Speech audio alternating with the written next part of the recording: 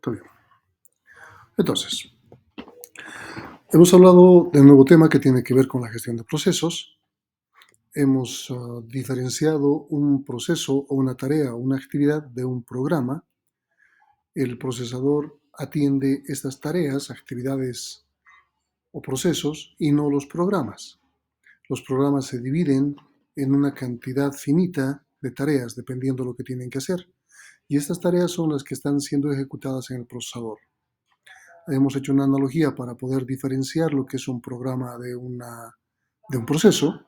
Si hablamos de una receta, de una torta, la receta como tal es el programa. Y cada una de las actividades para poder llevar a cabo la receta serían los procesos. Los procesos no siguen el mismo ciclo de vida que un programa. Los procesos se crean y terminan dinámicamente dentro de lo que es la operación del sistema operativo.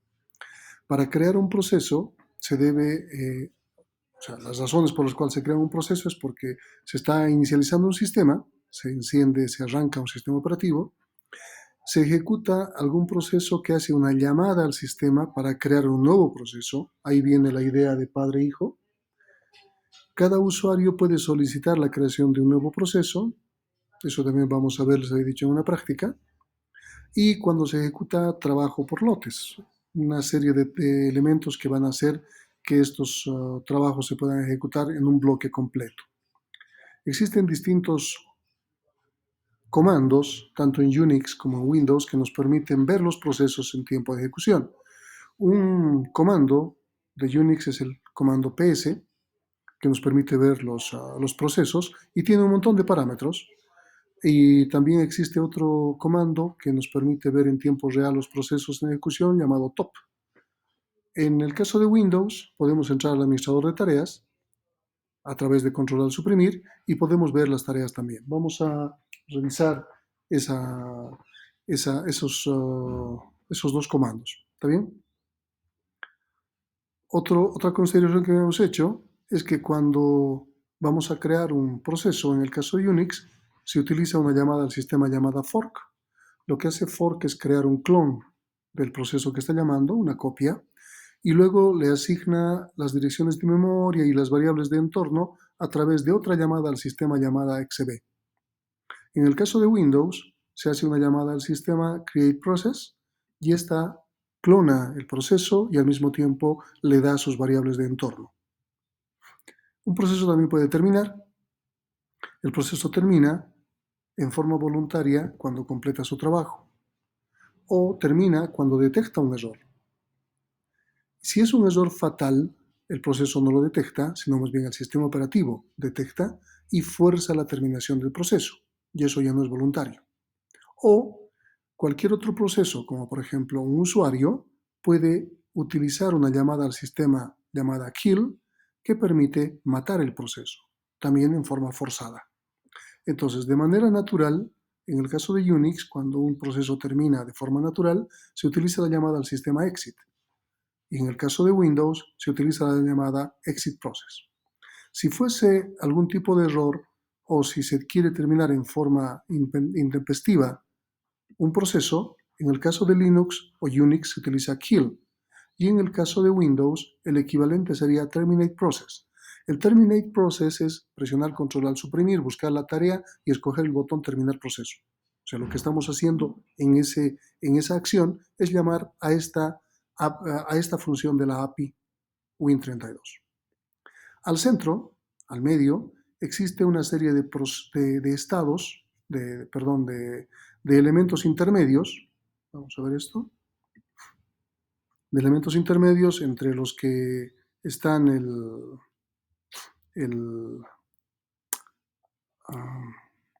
entre el crear y el terminar un proceso. ¿Está bien?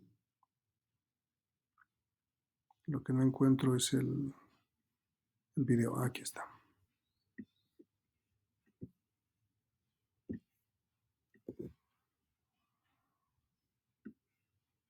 No quiere arrastrarlo, pero bueno, lo podemos ejecutar aquí, no importa. Estoy compartiendo toda mi pantalla. ¿Se puede ver el video? Sí, que se puede ver. Ya. Entonces aquí tenemos el video donde se van a ir ejecutando los diferentes... ¿Cómo? No se nota el video. ¿No se nota el video? Yo sí veo, creo que hay que anclar. Se nota. ¿Está bien? Sí, se nota. Ya, ¿por qué compartir toda la pantalla? Puede estar un poco lento, pero debería hacer caso. ¿Ahora sí? Fijar al link para ver su presentación. ¿Ahora sí? Se puede ver. Ok, ya. Entonces, continuamos. Les decía, se va creando los procesos. Este es un video de una animación bastante interesante que permite ver justamente los procesos que pasan por diferentes estados. Un nuevo proceso se crea, va a ir a la cola de listos mientras el proceso esté ejecutando. Si el proceso que se esté ejecutando no termina, este va a volver a la cola de listos, como en este caso, y se va a despachar el primer proceso que esté en la cola de listos. Estamos tardando mucho en la animación, obviamente, pero esto se hace en milisegundos. Este proceso se va a ejecutar y mientras este proceso esté ejecutando se puede crear un tercer proceso, como es este caso, y se va a colocar en la cola de listos de acuerdo al algoritmo de planificación. El proceso que se estaba ejecutando necesita algún tipo de entrada y salida, como la impresión de un documento. Entonces va a pasar a la cola de entrada, salida o de bloqueados, y como no hay nadie en esa cola, va a ser el primero y va a ejecutar la impresión. Mientras tanto, el primer proceso que estaba en la cola de listos va a pasar o va a despacharse hacia el procesador. Una vez que el proceso termine de imprimir, en este caso, va a pasar a la cola de listos al orden que le toca, al final, en este caso como si fuese un FIFO, nada más. El proceso que se estaba ejecutando puede terminar, si es que ya no necesita más unidades de ejecución, o puede volver a la cola de listos. Fíjense que ahora está terminando. Entonces tenemos nuevo, se crea, tenemos terminado, cuando termina con el exit, tenemos el scheduler, el que vamos planificando de alguna manera esa cola de listos, tenemos el dispatcher que va a agarrar el primero de la cola de listos y lo va a llevar al procesador. Tenemos una cola de bloqueados o una cola de espera o una cola de entrada y salida en el caso de que el proceso necesite alguna operación adicional a la ejecución simplemente. ¿Alguna duda sobre este diagrama de estados? ¿Nada? ¿Se entiende? Sí, se entiende. Ok, volvamos entonces.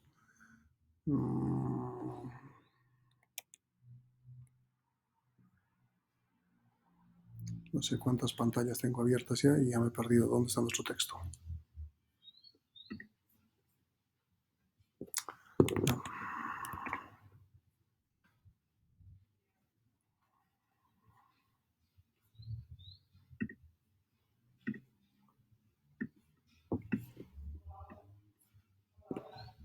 Ya. Vamos a ir a la parte que nos tocaba. Entonces, también podemos representar en otro tipo de diagrama en función del tiempo estos estados y es una buena forma de ver la multiprogramación. En este diagrama podemos ver que si está en rojo está en ejecución, significa que el procesador lo está agarrando. Si está en azul está en la cola de listos y si está en verde está en la cola de bloqueados o de entrada-salida.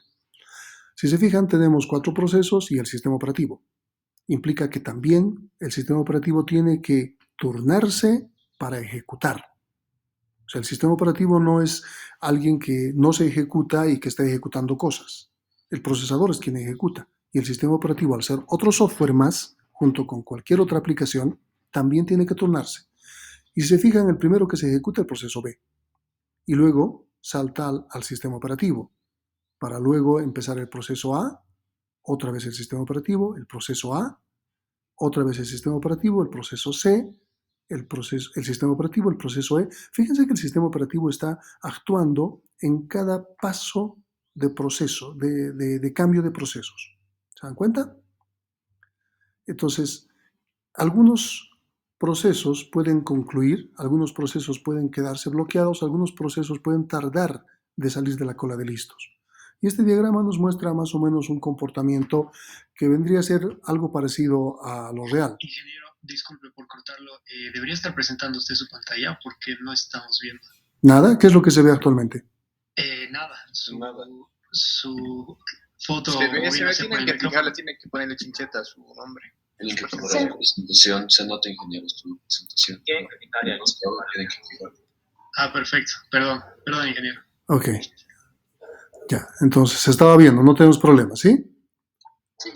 Ya, o sea, claro, en su Meet tienen que ponerle, si quieren, pueden bloquear ese pincito para que siempre aparezca mi nombre, y si no, la persona que hable va a ser la última que aparezca. Puede ser por eso que están teniendo los inconvenientes. ¿Está claro?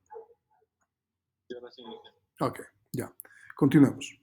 Para implementar los procesos, bueno, primero, se han dado cuenta que aquí hay cambios. Cambios de que uno está ejecutando, luego hay un cambio, ejecuta A, luego hay un cambio, ejecuta A, hay otro cambio, ejecuta C. Se nota en las líneas rojas. ¿Estamos de acuerdo con eso? Sí.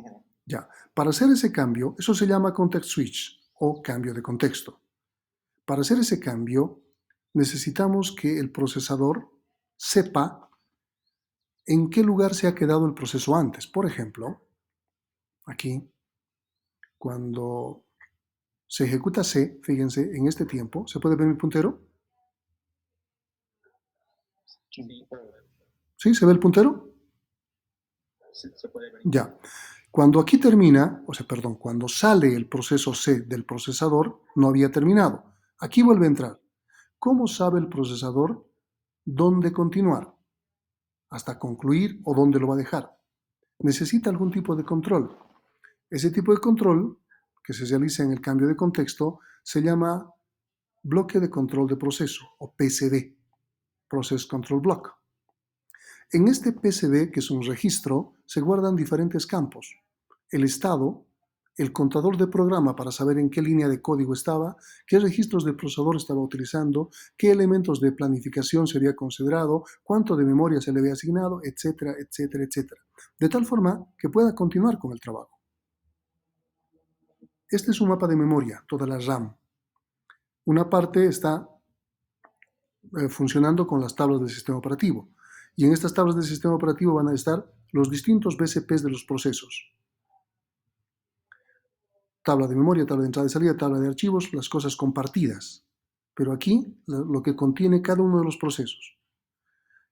El estado del proceso va a figurar qué registro se está manejando, dónde está su contador de programa, etcétera, etcétera. Entonces, aquí también tiene asignado en la memoria cada uno de los procesos una dirección de memoria, un inicio y un final. Pero como se están ciclando, se están turnando, se están rotando, entonces solo uno de ellos va a estar activo para el procesador. Y el procesador necesita saber dónde había quedado, dónde vamos a continuar, quién es el siguiente, luego, etcétera, etcétera, etcétera. Entonces vamos viendo que necesita todo un esquema de control para actualizar el PCB del proceso que está saliendo y para cargar el PCB del proceso que está entrando. Es importante. Eso, que se llama cambio de contexto, es una pérdida de tiempo.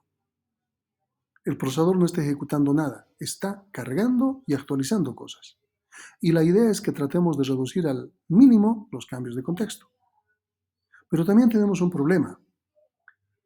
Una forma de reducir al mínimo los cambios de contexto, en este diagrama podemos representar eso, es que, por ejemplo, cuando el proceso B empiece, continúa hasta terminar. Y luego entre el proceso A, que empiece y continúa hasta terminar. Luego entre el proceso C, continúa hasta terminar. Tendríamos 0 cambios de contexto, porque estarían entrando todos nuevos hasta terminar. ¿Cuál es el inconveniente?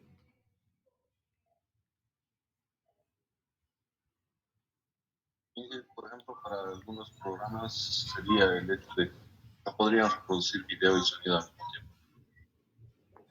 En realidad, estaríamos perdiendo la multiprogramación. La multiprogramación ya no estaría considerada, simplemente estaría tomada en cuenta sería monoprogramación, una tarea a la vez. Entonces, como manejamos multiprogramación, yo puedo hacer alt tab y tengo un montón de cosas abiertas aparentemente. Multiprogramación.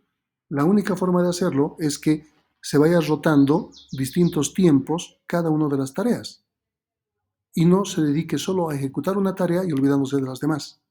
Si se rota esas tareas en pequeños tiempos, milisegundos, lo que logramos es que para el para el usuario, todo se está ejecutando al mismo tiempo. ¿Está bien? ¿Está claro eso? Nos falta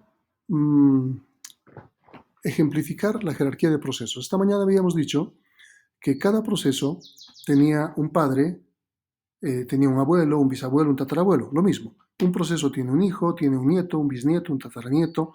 Hay un árbol genealógico de procesos. Esa es la forma en la que se ha estructurado de manera tal que sea controlable el sistema operativo, que no haya procesos zombie que no sabemos de dónde vienen. La idea es que tengamos una cantidad de procesos controlables, que tenga un número cada proceso y por el número se puede identificar si viene antes o después, si está después de alguien o si viene antes de alguien. Se crea algún tipo de orden.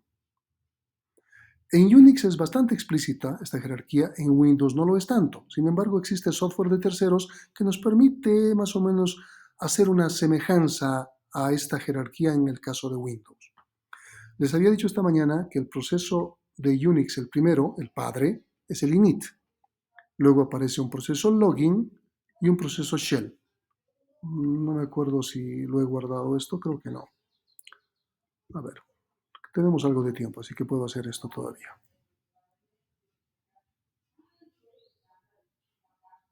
Está tardando mucho. ¿Se puede ver la pizarrita que he abierto? Sí, ya se puede ver. Ok, esto es Unix. Y aquí tenemos Windows.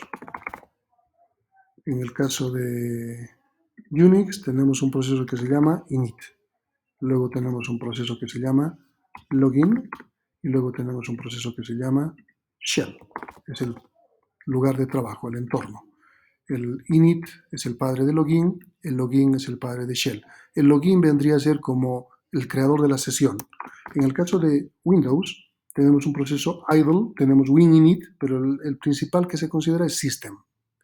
Luego tenemos un WinLogon, para hacer una analogía al login, es el que nos crea la sesión, el que nos pide el usuario la contraseña.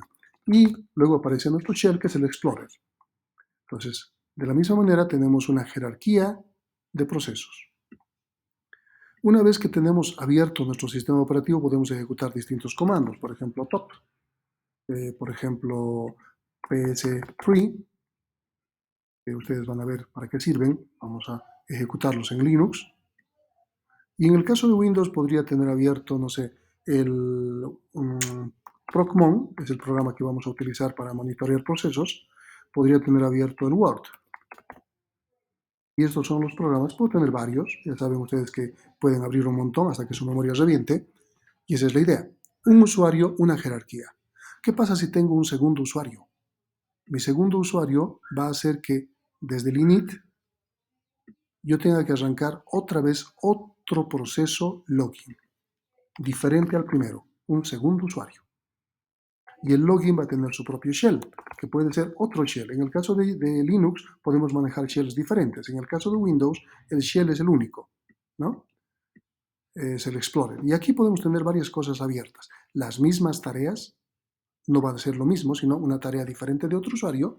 Podría ser, no sé, pc-aux, por ejemplo.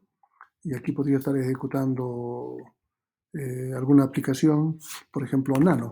Es un programa que vamos a utilizar para edición de texto. Entonces tengo dos usuarios y mi jerarquía de procesos se vería de esa manera. En el caso de Windows pasa exactamente lo mismo. Si yo creo un segundo usuario e ingreso sin cesar el primero, estoy volviendo a hacer un WinLogon. Me va a pedir mi usuario y mi contraseña. Va a volver a trabajar con el shell. Y dentro de ese shell yo puedo ejecutar otros programas. Por ejemplo, Excel, y puedo ejecutar, no sé, que se me ocurre, no sé, el compilador de Java, por ejemplo, no importa.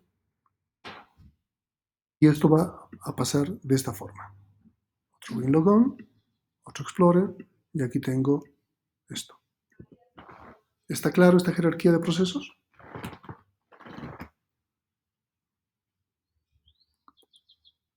Sí.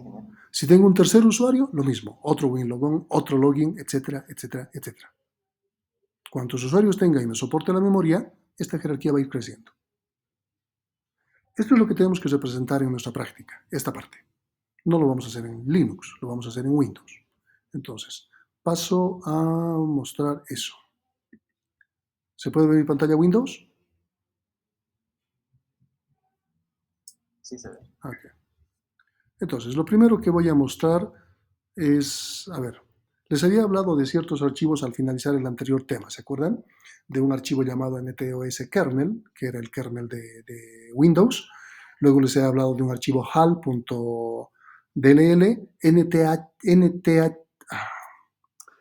ntdll.dll, ¿se acuerdan? ¿Para qué servía ese archivo? ¿Alguien puede recordar? ¿Para qué servía ese archivo? ¿Nadie recuerda? Ese es el programa de Windows que nos permite hacer llamadas al sistema. Es decir, el kernel es el NTOS kernel y sobre ese kernel se van a ir cargando módulos. Los módulos son los .dll. ¿Quién llama a los DLLs? El archivo ntdll.dll. Entonces, en cada ejecución de cualquier tarea tiene que estar abierto eso. Voy a ejecutar la calculadora aquí en mi Windows. ¿Está bien? Es Windows 8, así que si alguien un programa que pueda abrir, que no sea grande, panel de control, bloc de notas. ¿Está bien? Bloc de notas. He abierto bloc de notas.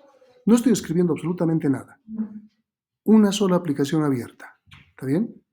Y lo que quiero ver ahora es, voy a ampliar un poco para que ustedes puedan distinguir mejor esto. No me está permitiendo hacer el amplio. Bueno, a ver. Entonces aquí voy a buscar. Estos son todos los procesos que estoy ejecutando. Si alguien encuentra el bloc de notas, me avisa.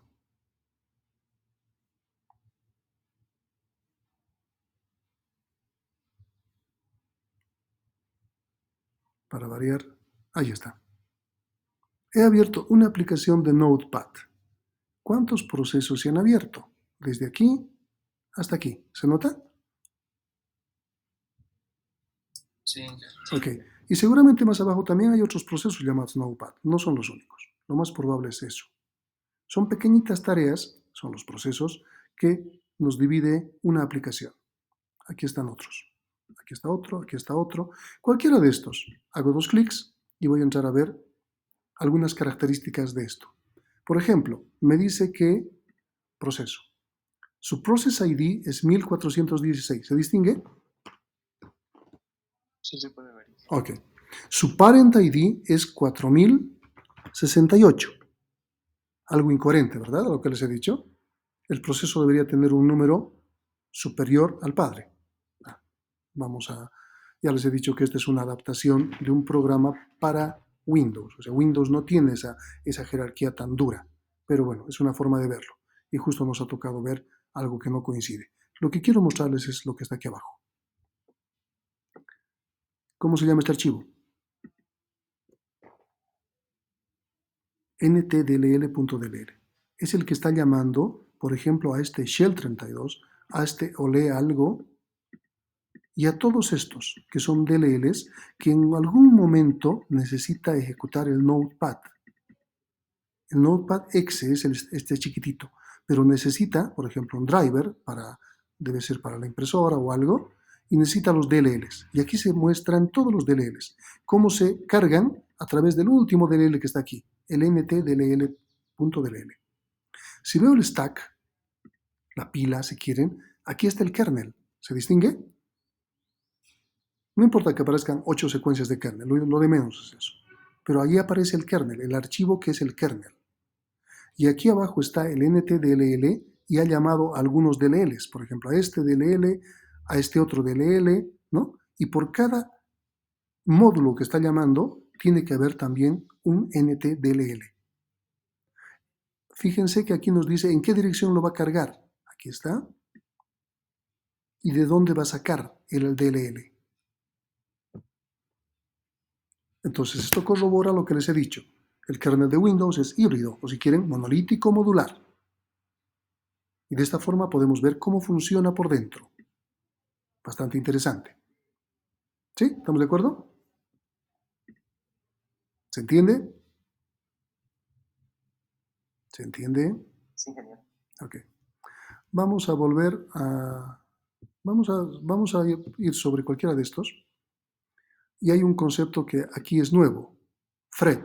¿Qué significa thread? Hilo. Y eso es lo que vamos a llevar la clase siguiente. Hoy día no nos alcanza para ver eso. Vamos a llevar los hilos, vamos a hablar de los hilos y cómo se relacionan con los procesos. Lo que nos interesa de momento es el proceso. Este proceso tiene un número llamado 1416.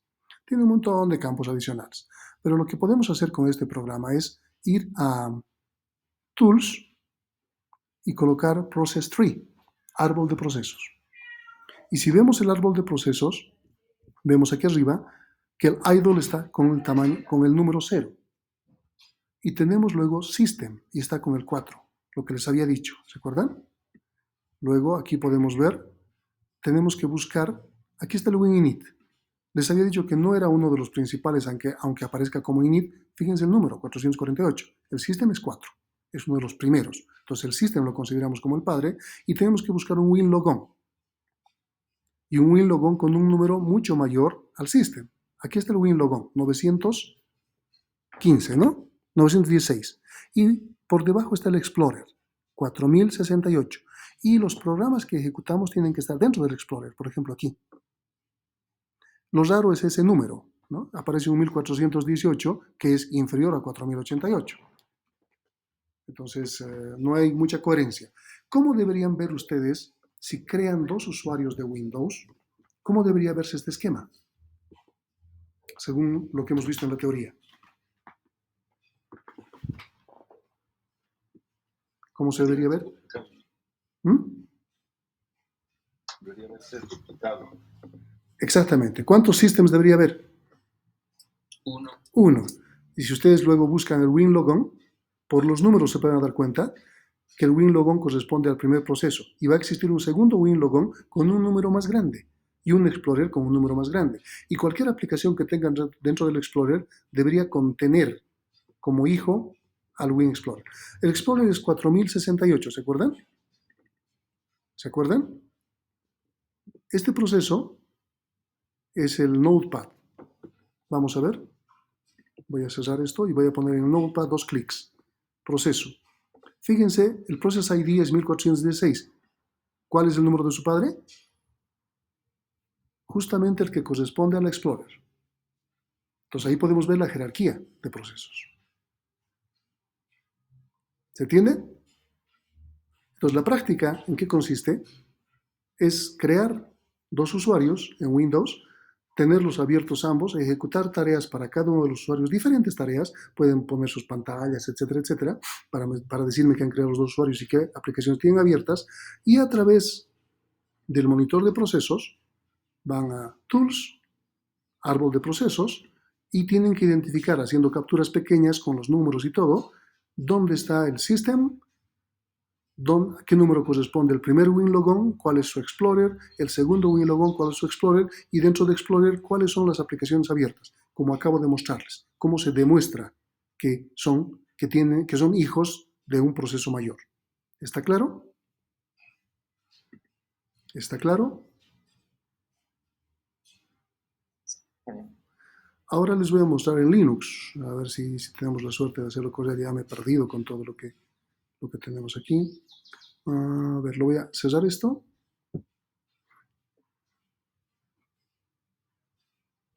Les había dicho que Linux tiene, abrir reciente, Fedora. Esta mañana ha quedado mal parada esta Fedora, por eso ha sido.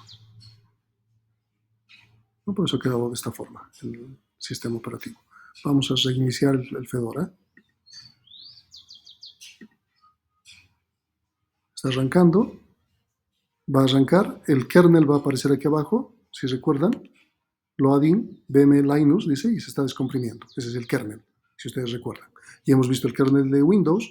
Este es el kernel de Linux.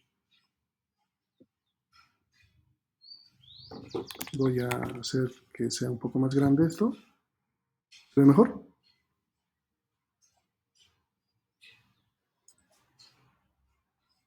¿Se ve el Linux? Sí, que se puede ver. Ok. Lo que quiero mostrarles simplemente es que que Linux tiene varios comandos, como les he puesto yo en el ejemplo en esa diapositiva. No vamos a adentrarnos más todavía en Linux de momento, solo queremos ejecutar una terminal, y aquí en la terminal puedo ejecutar el comando ps. Me dice qué procesos los tengo activos, voy a colocar ps aux y me da todos los procesos abiertos por mi usuario. Puedo colocar el comando top y me va a poner, fíjense que el 1 es el proceso init, aquí está el init, ¿se ve? Y el número de procesos es el 1. Y luego por algún lado deberíamos encontrar el login, o sea, ya es un poco complicado, porque esto es una distribución de Linux, no es Unix. El Unix de manera general maneja lo que acabo de decirles. Entonces voy a salirme de esto y voy a colocar un comando llamado ps3. Solo funciona en Linux, no existe para Mac, ni existe para Unix.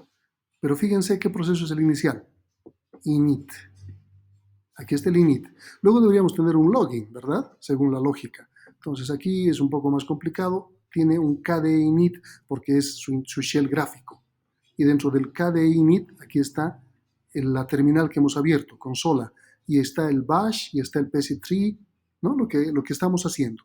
Más o menos les estoy mostrando esa jerarquía. Es diferente porque estamos utilizando interfaz gráfica y estamos utilizando una distribución de Linux. Entonces el login no aparece. Aparece un KDE init. Y dentro del KDE init, el shell. En realidad el shell vendría a ser el KDE, ¿no? Entonces difiere, pero aquí podemos ver una jerarquía de los procesos abiertos. El Linux tiene eso, tiene ese comando. Bueno, esto es lo que faltaba ver esta mañana. No sé si tienen alguna duda.